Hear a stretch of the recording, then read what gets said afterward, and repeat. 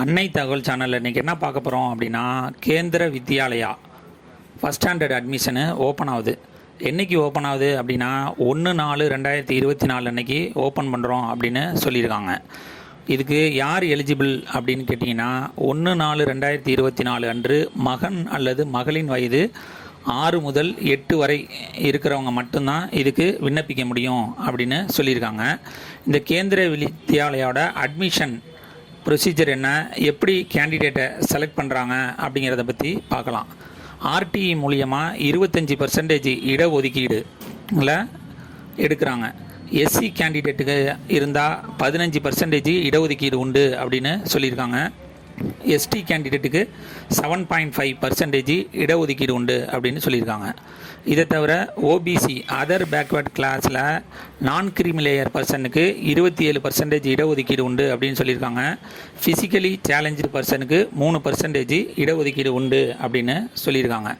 இதை தவிர 47.5% யார் யார் வராங்க அப்படின்னா, general category, economically weaker section, ஓபிசியில் கிரிமிலேயர் இருக்கவங்க மற்றும் மத்திய மற்றும் மாநில டிபார்ட்மெண்ட்டில் வேலை பார்க்குறவங்க வருவாங்க.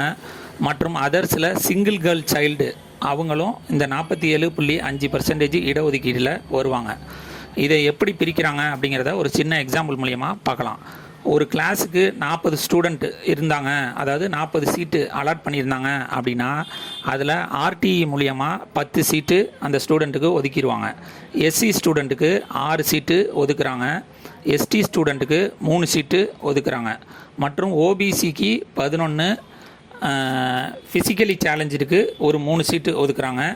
ஜென்ரல் கேட்டகரி மற்றும் economically weaker section, OBC, creamy layer, service மத்திய அரசு மாநில அரசில் வேலை பார்க்குறவங்க மற்றும் அதர்ஸுக்கு 10 சீட்டு அப்படின்னு சொல்லியிருக்காங்க. விண்ணப்பிக்கிறப்ப ஃபஸ்ட்டு எடுத்தோன்னே உங்களுடைய மெயில் ஐடி, செல் நம்பர் கொடுத்தீங்க அப்படின்னா அதுக்கு ஒரு அப்ளிகேஷன் நம்பர் அப்படின்னு ஒரு நம்பர் ஒன்று வரும். அதை வச்சு தான் நம்ம உள்ளார போய் அப்ளை பண்ணுற மாதிரி இருக்கும். விண்ணப்பிக்கிறப்ப photo, birth certificate, mail ID, cell number மற்றும் ஸ்டூடெண்ட்டோட பிளட் குரூப்பு டீட்டெயிலாம் கேட்பாங்க. அதனால் அப்பாவுக்கும் அம்மாவுக்கும் 2 செல் நம்பரு, 2 மெயில் ஐடி வச்சுக்கிறது நல்லது. இப்போ 2024 வருஷம் கேந்திர வித்யாலயா டிபார்ட்மெண்ட்டு அவங்க ஒரு சுற்றறிக்கை ஒன்று வெளியிட்டிருக்காங்க. என்ன அப்படின்னா, இந்த ஆண்டு சேர்க்கையின் போது இந்தியாவில் உள்ள எந்த எம்பி சிபாரிசும் ஏற்றுக்கொள்ள முடியாது அப்படின்னு சொல்லியிருக்காங்க. அதனால் விண்ணப்பித்து வெற்றி பெற்று அட்மிஷனை போடுக. நன்றி, வணக்கம்.